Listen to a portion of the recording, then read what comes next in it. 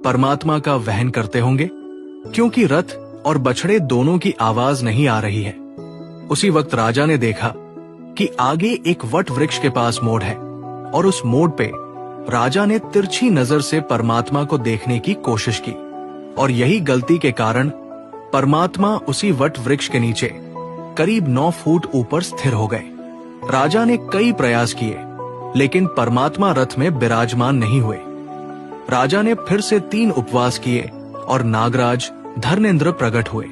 उन्होंने राजा को कहा कि यह आपकी परमात्मा की शक्ति पे हुई शंका का परिणाम है, इसीलिए परमात्मा अब आपके नगर में नहीं पधारेंगे।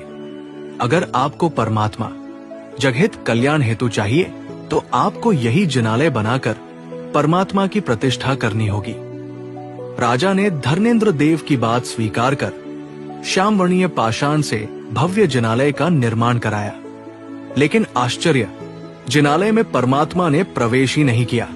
जिनालय का निर्माण कराने के बाद राजा के मन में विचार आया कि मेरे बनाए हुए जिनालय में जब दिव्य और प्रभाव संपन्न परमात्मा विराजमान होंगे तब मेरी यश कीर्ति बहुत ही बढ़ जाएगी।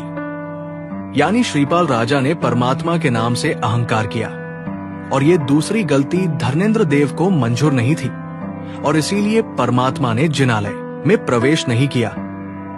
राजा ने धर्मेंद्र देव को बुलाने हेतु फिर से 3 उपवास किए, लेकिन निष्फल हुए। राजा की परेशानियां बढ़ती गई, लेकिन तभी एक उम्मीद की किरण दिखाई दी। अत्यंत ज्ञानी जैनाचार्य श्री अभय देव सुरीश्वर जी देवगिरी यानी आज के दौलताबाद में विराजमान थे।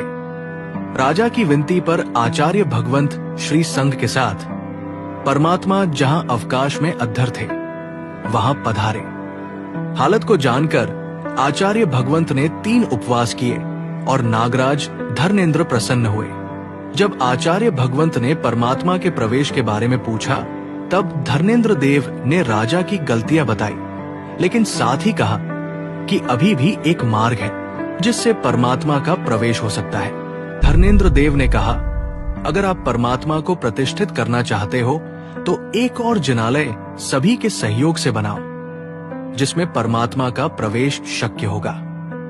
आचार्य भगवंत की प्रेरणा से पधारे हुए भक्तों के सहयोग से एक छोटे मंदिर का निर्माण हुआ। विक्रम संवत 1142 माघ शुक्ल पंचमी के दिन, यानी आज से 937 वर्ष पूर्व, आचार्य भगवंत अभयदेव सुरीश्वर जी और श्री संघ की उपस्थिति में देवों द्वारा श्री अंतरिक्ष जी पार्श्वनाथ प्रभु का आकाश मार्ग से जिनालय में प्रवेश हुआ और प्रतिष्ठा संपन्न हुई। प्रतिष्ठा के बाद परमात्मा आसन से लगभग 5 इंच अवकाश में अद्धर रहे। विराट दुर्गम ऐसे जंगल में परमात्मा की पूजा, सेवा, अर्चना एवं देखभाल हेतु राजा ने श्रीपुर नगर बसाया, जिसका आगे चल के शिरपुर नाम हुआ। कुछ इस तरह अंतरिक्ष जी पार्श्वनाथ प्रभु का पूरा इतिहास पद्मावती देवी ने भाव विजय जी महाराज साहब को बताकर कहा कि ऐसे प्रभावी परमात्मा के दर्शन से आपकी आंखों की रोशनी प्राप्त हो सकती है।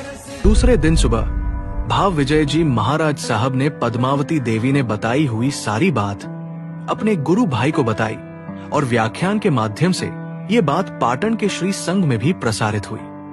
परमात्मा के दर्शन हेतु गुरु भगवंत ने विहार निश्चित किया और श्री संघ भी उनके साथ जुड़ा।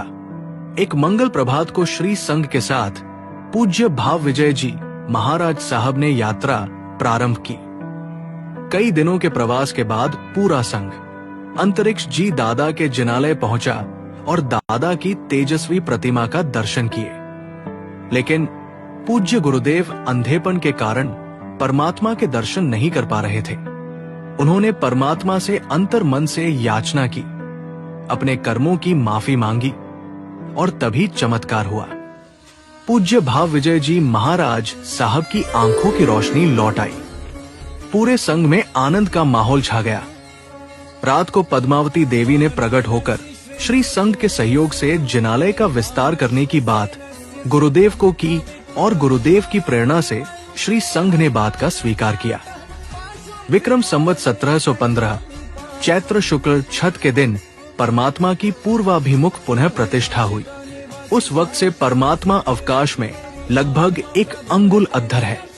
अंतरिक्ष जी पार्श्वनाथ प्रभु का ये पूरा इतिहास अंतरिक्ष जी पार्श्वनाथ महात्म्य नाम के ग्रंथ में 144 संस्कृत श्लोक के द्वारा लिखा गया है।